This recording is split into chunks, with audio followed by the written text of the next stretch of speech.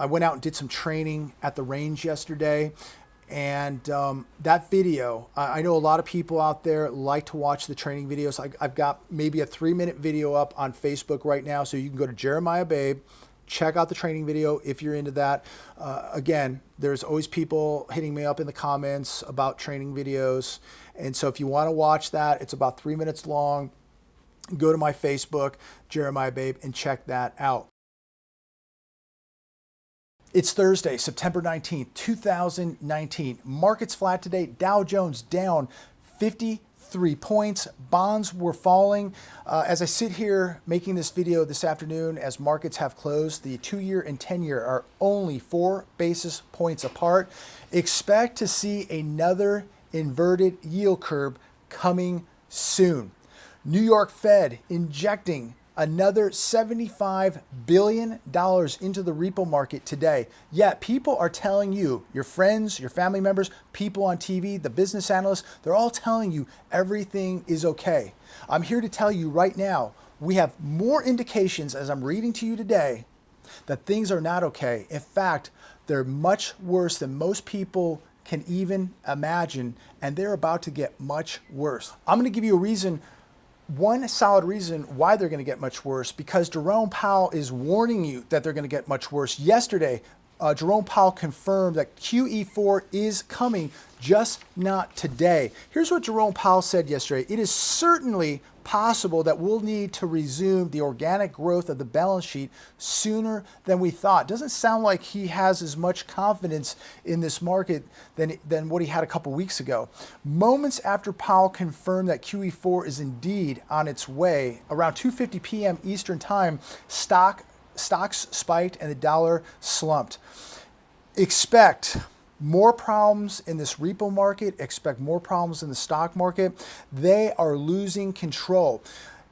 You know, these markets wanted more than 25 basis points, okay? They wanted more than a 1/4 point cut yesterday. I was shocked. Many people in the comments down below predicted a 1/2 point cut, and it didn't happen. I stuck with a 1/4 point cut. I was right. Many people agreed with that and believed in the same thing. But these markets wanted at least a 1/2 point cut, if not a full cut, a full 1 point cut. A 1/4 point cut did nothing for these markets. The medicine is wearing off. A 1/4 point cut now is like giving these markets an aspirin. They need a 1/2 point or a 1 point cut because they need that adrenaline to get these markets driving again. 1/4 point cuts are meaningless now. The Fed may have to get more aggressive. We may see that 1/2 point cut coming next. We may see a 1 point cut coming soon. I believe in 2020, we will be at 0% interest rates. We will be at 0 in 2020. And the possibility of America seeing negative rates is becoming more and more real every day. Let's talk a little bit more about some more warning signs. Some major concerns here. New York Fed injected $75 billion into the market for overnight repurchase agreements known as repos.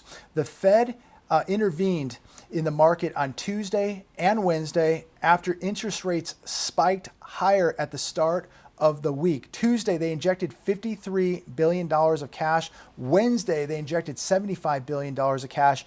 And today, Thursday, they injected another $75 billion of cash. Yet there's no problems, right? No problems. And many people could say this is already quantitative easing. This has already begun. So just imagine where we'd be right now if the Fed was not injecting multi-billions of dollars into the repo market, if the Fed wasn't cutting interest rates. Why are we cutting rates if the economy is booming? Nobody seems to want to ever answer that. Why are we not raising rates? The saver is getting destroyed here. The Fed rate cut hurts Americans, especially the middle class. The middle class is being decimated, it's being gutted, and cutting rates is not helping the middle class. And anybody with a substantial amount of money sitting in a bank is getting absolutely destroyed. I mean, you're just earning nothing. Your money is just getting eaten up by inflation every month. But They are forcing people, especially the middle class, to gamble in these markets because they are earning nothing in the bank. They're losing money, leaving your money sitting in a bank. You are losing money every month. So people are gambling. They're going to the poker table. They're going to the roulette wheel that we call the stock market, and they are taking enormous risk. So we'll see how much worse this gets. What's going to happen when we're at zero? What happens when we're at negative? Are you going to pay your bank to lend them to your money? Will you pay your bank to lend your money to that bank? Think about that. So if you put $10,000 in a bank account, you're lending the bank your money, and you're going to be paying them so that you can lend your money to them. Think about that. How many people are willing to do that? This is why right now we need to be conditioning ourselves to be less reliant on the banking system. Keep the bare minimum in your bank accounts, enough to pay the bills. But find other alternatives if you're storing lots of cash. Remember, your money is not as safe as you think it is in a bank. If there was ever a bail-in, another bailout, if these banks get into massive trouble, we see a bank run. I mean, there's a multitude of things that can happen. And everybody thinks that their money is insured, but there's not enough FDIC money to insure every dollar in every bank account here in America. So think about that. Your money is not as safe as you think in the banks. And the banks and the bankers are the biggest crooks in the world. And at some point, you're going to be paying them to hold your money. When we start looking at all these warning signs, when we look at indicators, they tell you the direction that things are going. And if we're talking about the economy here, we start looking at these indicators, they're clearly telling us that things aren't getting better, they're getting worse. This is on BuzzFeed News. It's not just millennials. Gen Z is dealing with a lot of debt now. This is an interesting article. Millennials carry an average of $27.9 thousand in debt, not including mortgages. Gen Z, the oldest of whom are 22 years old, have an average of $14.7 thousand of debt. I mean, I couldn't even imagine being 21 years old with almost $15,000 of debt. These people don't stand a chance. Millennials' main source of debt is credit cards. What a surprise. Gen Z's main source of debt is student loan debt. 40% of millennials said the top reason they carried a credit card balance was daily expenses such as groceries, childcare, and utilities. 20% said it was medical bills and car repairs. I mean, just think about this. If you're, 20 years old or, you're 28 years old, and you're holding $30,000 of debt with interest. Many of these credit cards that these millennials have, they're running 21, 22, 23% interest with massive amounts of debt on these cards, multiple credit cards, and the interest keeps accumulating on a daily basis. These people are never going to get out of this debt. And then when you look at wages, these people, they're just doomed. And this is really looks bad for the future of America, because these are people who are going to, that would be home buyers, auto buyers. These are consumers, and they're consuming so much already, but they're consuming it on borrowed money. So where is Gen Z? Where are the millennials 10 years from now? Are they just deeper into debt? What happens to these people, and what kind of ramifications is this going to have on the future of America and the economy here in America? It's very concerning. This was an article that really should concern every one of you. Zero Hedge today, U.S. housing finance worse off today than in 2008. I'm going to paraphrase through this article a little bit here for you, because it's very, very important. And it just shows that we're committing the same behavior that got us into the 2008 crisis. Freddie Mac and Fannie Mae control about $5 trillion in mortgage-backed securities. Federal Housing Finance Agency Director Mark Calabria said this: "When I look at a $3 trillion institution leveraged 1,000 to 1, it keeps me up at night." And it should keep every one of you up at night also. This is a ticking time bomb. Both Fannie and Freddie are allowed to keep $6 billion in capital, $3 billion each, but they own or guarantee $5 trillion in mortgage-backed securities. Now get this, this is where it gets really dicey.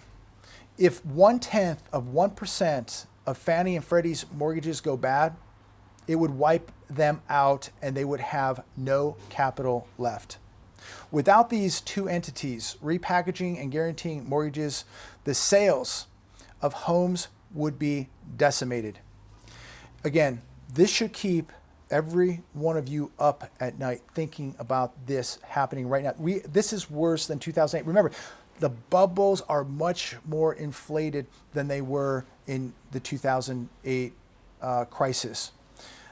We're now, seeing mortgage rates slammed so that they'll get people to get into these housing markets and buy. So they're pushing mortgage rates down as an incentive to get people in. I'm reading that new home builders in Canada are giving away free Teslas to come buy their homes. We're seeing subprime loans back into the U.S. housing market here.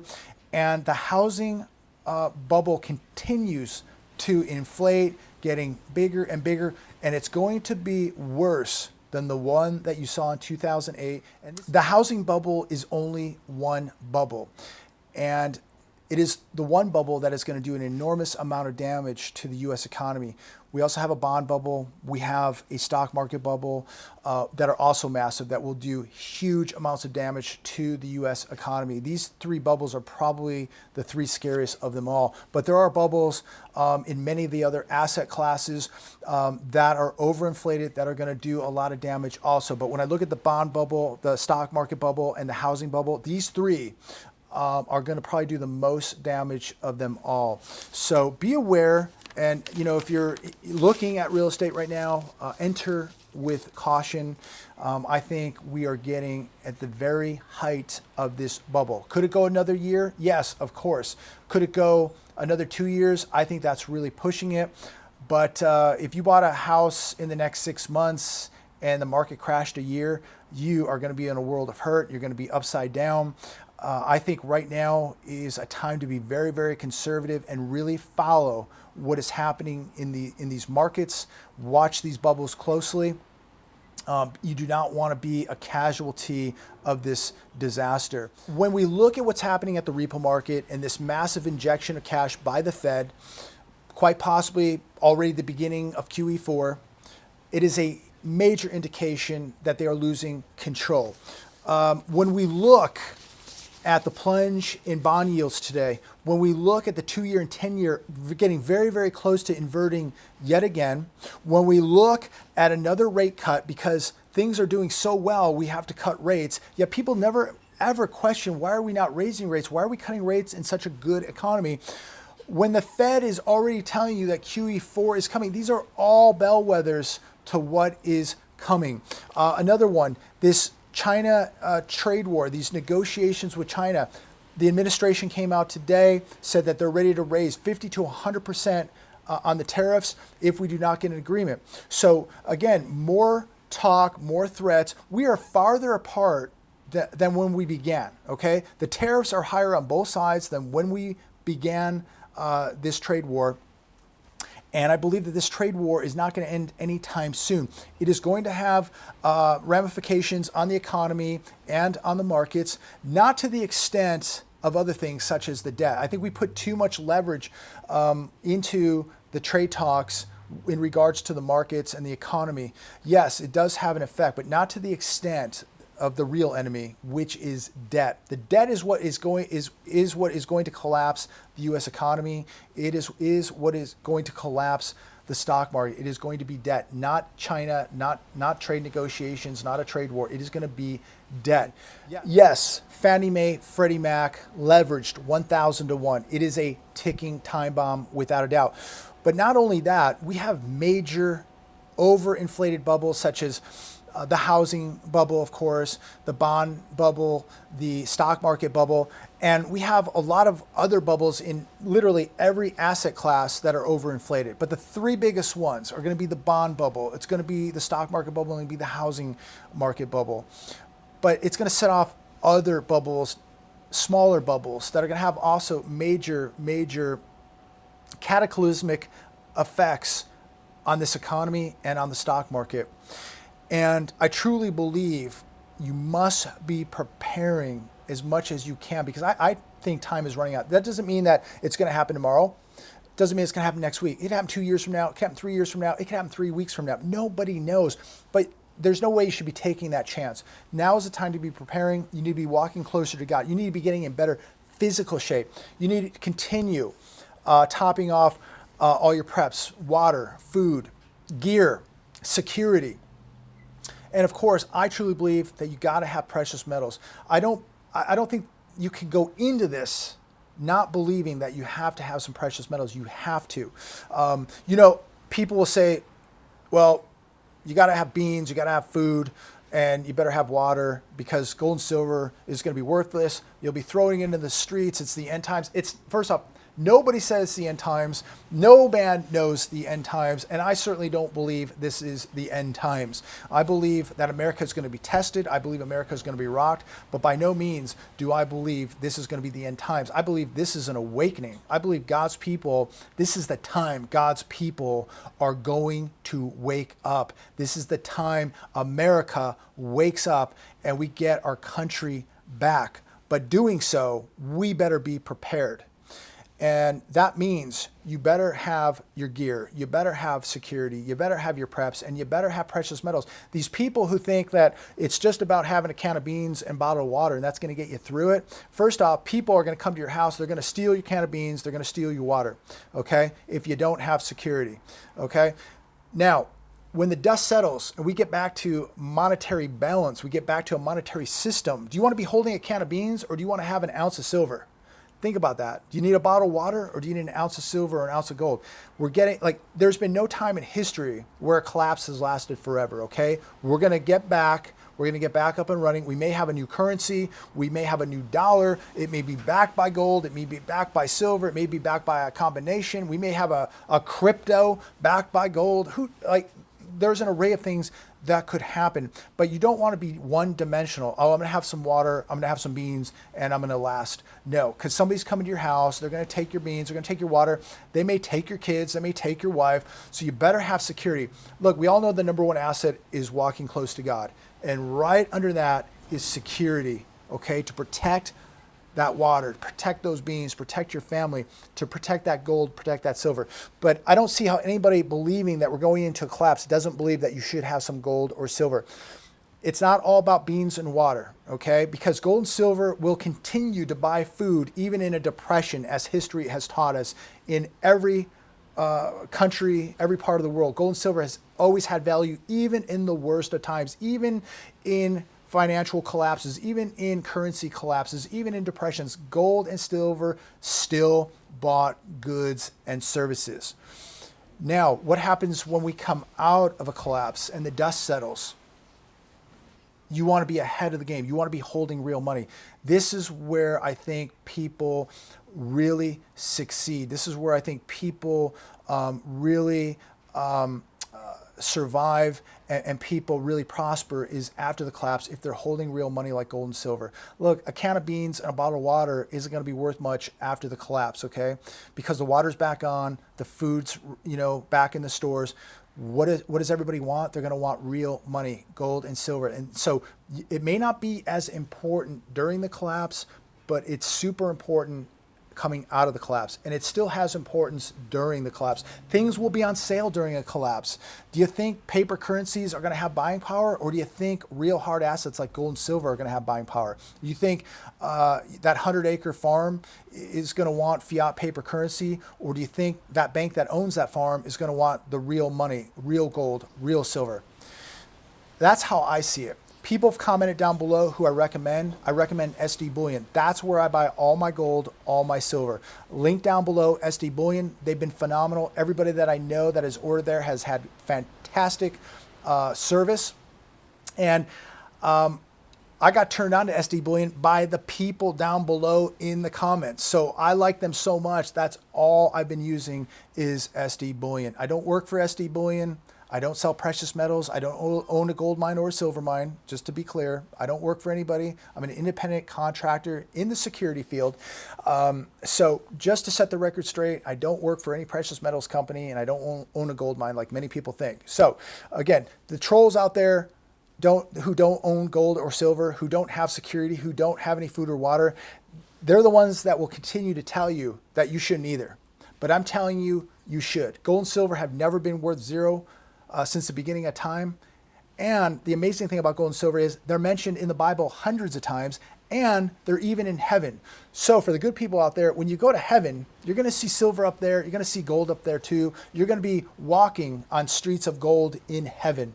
So these people out there that are so anti-precious metals, it's God's money. It's always been God's money, and it always will be God's money. He put it here in the beginning of time, and it's here after time. It'll be waiting for you in heaven. God loves gold. God loves silver, and God is going to bless his people with gold and silver. So wake up and make sure you're holding some gold and some silver. It's okay.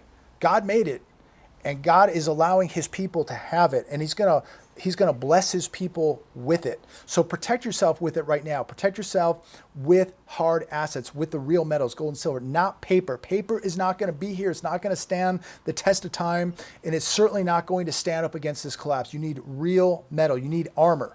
It's gold and silver. So I want to thank everybody for watching. Please comment down below. It's so enlightening reading the comments. So many people, so many comments, so many enlightened, intelligent people thinking outside of the box. We learn so much from all your comments. So continue to comment down below. It's really enlightening, and so many people, including myself, really love those comments. So continue with the comments. Please, as I've said earlier, share this video, get it out, put it on your Facebook, put it on social media, share it. We continue to wake people up on a daily basis, and we will not stop. So get the message out. Thanks for watching. I'll see you very soon.